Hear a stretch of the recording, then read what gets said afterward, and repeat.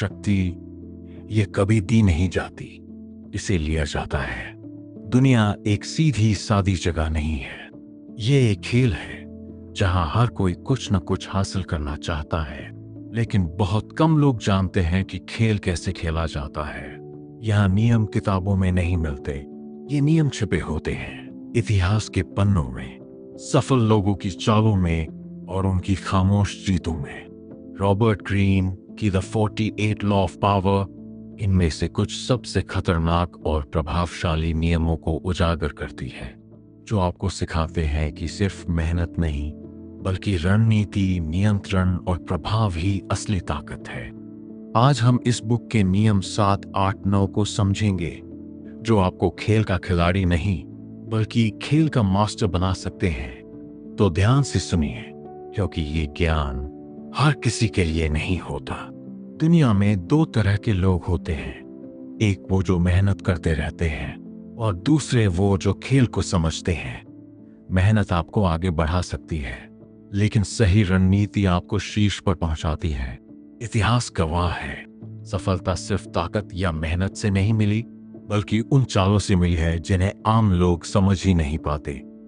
आज हम उन्हीं गुप्त रणनीतियों को समझेंगे जो शक्तिशाली लोग चुपचाप इस्तेमाल करते हैं और हमेशा खेल को अपने पक्ष में मोड़ देते हैं। तो चलिए शुरू करते हैं शक्ति के खेल के 3 खतरनाक लेकिन प्रभावशाली नियमों के साथ। नियम 7, दूसरों से अपना काम करवाएं, लेकिन श्रेय हमेशा खुद लें। इस नियम का मूल अर्थ यह है कि एक कुशल खिलाड़ी कभी भी अपनी ऊर्जा उन छोटे या तकनीकी कामों में नष्ट नहीं करता जिन्हें कोई दूसरा अधिक कुशलता से कर सकता है। जब आप दूसरों के ज्ञान, शोध और शारीरिक श्रम का उपयोग करते हैं, तो आप एक साथ कई मोर्चों पर काम कर पाते हैं। ये रणनीति आपको दूसरों की नजर में अत्यंत प्रभावशाली और तेज बनाती है, क्योंकि आप कम समय में बड़ी उपलब्धियां हासिल करते दिखते हैं। हालांकि इसका सबसे महत्वपूर्ण हिस्सा श्रेय लेना है। इतिहास केवल विजेताओं और उनके नामों को याद रखता है, उनके पीछे काम करने वाली भीड़ को नहीं। यदि आप दूसरों को अपने काम का श्रेय ले जाने देंगे, तो आप केवल एक सहायक बनकर रह जाएंगे। अपनी शक्ति बनाए रखने के लिए यह आवश्यक है कि अंतिम सफलता का चेहरा आप ही हो। यह सुनने में कठोर लग सकता है, लेकिन सत्ता की दुनिया में वही जीवित रहता है जो दूसरों की प्रतिभा को अपनी ढाल और औजार बनाना जानता है। नियम 8, लोगों को अपने पास आने के लिए मजबूर करें, जरूरत पड़ने पर चारे का इस्तेमाल करें। शक्ति का सबसे बड़ा स्रोत नियंत्रण कंट्रोल है। जब आप किसी के पास खुद चलकर जाते हैं या किसी की शर्तों पर प्रतिक्रिया देते हैं, तो आप अपनी शक्ति उनके हाथ में सौंप देते हैं। इसके विपरीत, जब आप दूसरों को अपने पास आने के लिए मजबूर करते हैं, तो वे आपके क्षेत्र, टेरिटरी में कदम रखते हैं जहां नियम आपके होते हैं। ऐसा करने के लिए चारे या लालच का उपयोग करना सबसे प्रभावी तरीका है।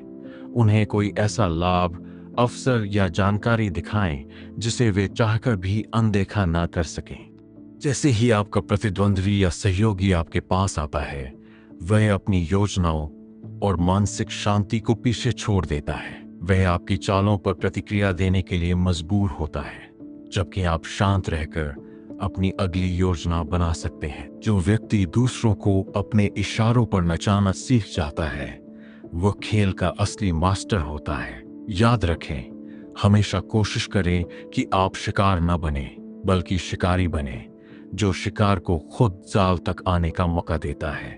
नियम 9, अपने कार्यों से जीतें, तर्क से कभी नहीं। हम अक्सर खुद को सही साबित करने के लिए लंबी और तीखी बहस का सहारा लेते हैं, लेकिन सत्ता की दृष्टि से यह एक बहुत बड़ी भूल है।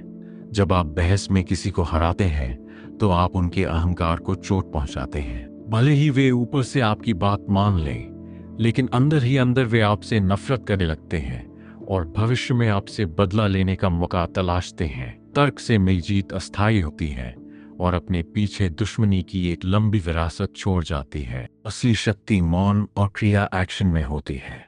जब आप कुछ बोलकर समझाने के बजाय उसे करके दिखाते हैं, तो कोई भी उस पर सवाल नहीं उठा सकता। आपके परिणाम ही आपकी सत्यता का प्रमाण बन जाते हैं। कार्य के माध्यम से लोगों को सहमत करने का लाभ यह है कि इसमें कोई करवाहट नहीं होती। लोग आपके काम से प्रभावित होते हैं और स्वेच्छा से आपका पक्ष लेने लगते हैं। इसलिए शब्दों को बचाएं और अपने प्रदर्शन को बोलने दें। एक सफल व्यक्ति स्पष्टीकरण देने में नहीं, बल्कि परिणाम देने में विश्वास रखता है। सत्ता और प्रभाव के ये नियम हमें सिखाते हैं कि भावनाएं अक्सर हमारी सबसे बड़ी कमजोरी होती हैं।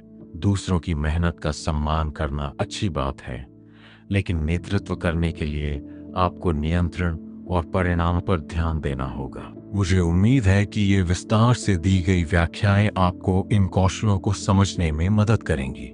अगली बार जब आप किसी चुनौतीपूर्ण स्थिति में हों, तो इन नियमों को याद रखिएगा।